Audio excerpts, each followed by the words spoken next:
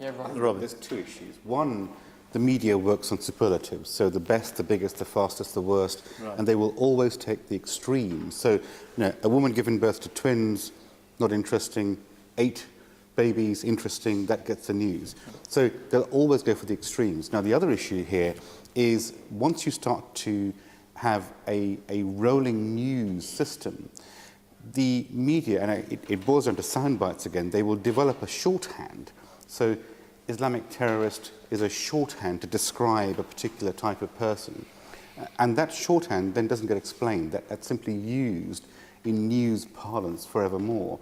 Now, there are some programs, some channels, Channel 4 particularly comes to mind, where they do try and explain the terminology that they use, that they have a much more careful approach, I would say, to looking at very sensitive issues, and occasionally they will do a full hour-long program that explores an issue in quite some depth. Now, you're never going to get that on a rolling news program. You've got 5 minutes at the very most to explain something, and that's when the shorthand comes in, and that's when you start to get the very superficial viewpoint that encourages bias and encourages a lack of genuine So debate. something I'd like to ask the whole panel, as compared to other stories, do you think there's more negative shorthands, like we mentioned, specifically for Islam? Do you think it's being picked out in any respect? I think, this is to the shame of the Ummah of Islam itself, that there are, and it has to be emphasized, this is always a minority of people who do, tarnish the name of Islam because of their actions which are clearly against the conduct of the Prophet himself, as history proves. Now, it is also important, though, to know about what they do, because this is what the media is about. It's all about informing people and notifying them what happens around the world. So it is of interest to people to know what is happening in Pakistan or in Iran or Saudi Arabia, for instance. Let me just move on to the audience.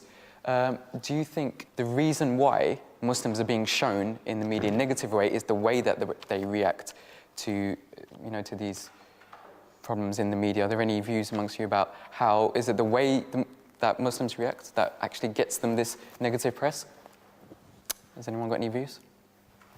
No, I don't think that's entirely correct. I don't think it's correct at all.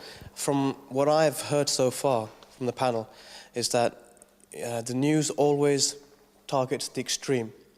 So there is another side, a huge side, which is not being looked at. The second point is that there is a huge commercial aspect to what is shown and what is not shown. So both of these things put together really does make me doubt, what I'm hearing within the news. And as I've mentioned before, there are, other forces at play as well. To give you a very simple example, before the Iraq War, why was there all of a sudden so many programs on Iraq? Dal, you haven't said anything, would you like to?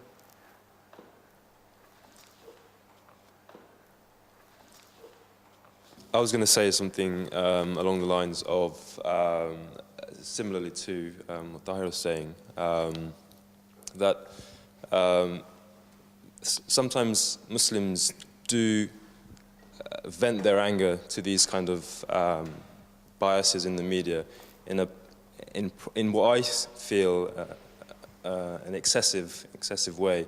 I was in Pakistan during the time that the cartoon issue came up in the media, and some of the people there in Islamabad were blowing up KFC, blowing up the Daewoo bus service, in effect blowing up a lot of their infrastructure. And I thought to myself that this obviously isn't the right way to do it, and I guess the media has a right in that sense to portray these extremist type of reactions to this kind of bias in the media. That's an interesting point. Robin, if I could turn to you, the people who act in this way call themselves Muslims, so aren't the media doing the right thing and reporting what's actually happening? Well, the media will report something if people are doing something like burning buses or burning a book in public. They will obviously, those images will go around the world, and they, without even any commentary that's attached to those images, they say something to the public.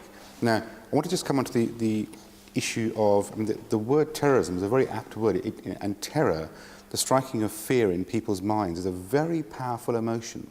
So the fear of the unknown, the fear that you might potentially be harmed, is a very powerful emotion. And I think that is why it's so important for people to not have a fear of the unknown, and therefore to understand what Islam is about, what code Muslims follow.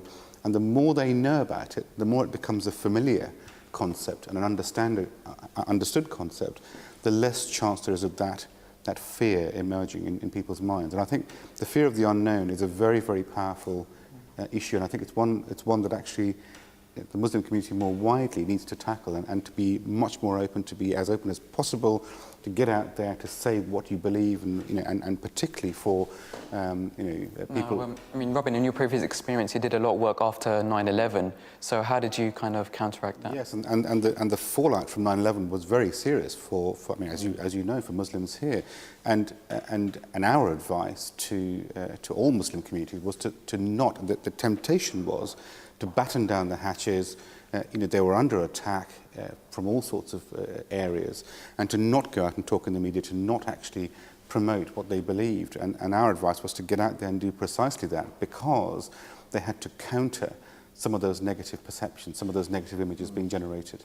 I think, taking from what Gordon said earlier on in a nutshell, that he tried to get this broadcaster about this program, which was relating something to do with our community, and they did not take the cue. This is where it explains the whole thing, that the media is so much influenced itself by, and so much ratings driven, that they thought that this small community, albeit that they could be saying the facts, they could be the ones who are actually denouncing violence, they could be the ones who are actually creating some kind of harmony in the community and showing the true face of Islam. Yet, because in their research, they found out that, oh, these are the controversial Muslims, so why go with them? They are the minorities. So if that is the case, then how can these groups and organizations get across their own viewpoints in the media? That is exactly where the responsibility of the media, in terms of they being honest with their profession and journalism, lies, that they should try to portray the true picture of whatever the story they're showing. Okay. Yeah, Robin? We are in a situation, though, now, today, in this world, today's world, where the media, yes, they're very powerful, but they're not all powerful, in the sense that an individual person now can use the internet. They can use YouTube, they can use a blog, a website, to get their point of view across in a way that simply was not possible 5, 10, 15, 20 years ago. Now, even 5 years ago, you would have to buy a TV station or buy an advertising slot. You'd have to buy a newspaper to get your point of view across. Today, you can log on to YouTube free. You can get a website for about 19 quid. So, the actual route to get out to a world community and get your point of view across is much, much easier now than it was a few years ago. Linked with that is, as well as the use of these new mediums that are available, the internet, etc., I think perhaps because there is this prevailing frustration still at the way in which perhaps their community is being portrayed in the media, there is also the emergence of independent Muslim satellite channels such as MTA, magazines, websites, etc., which it also presents the world with an alternative way of presenting news. Al Jazeera is a very good example, which has also attracted some of the best presenters from Western channels.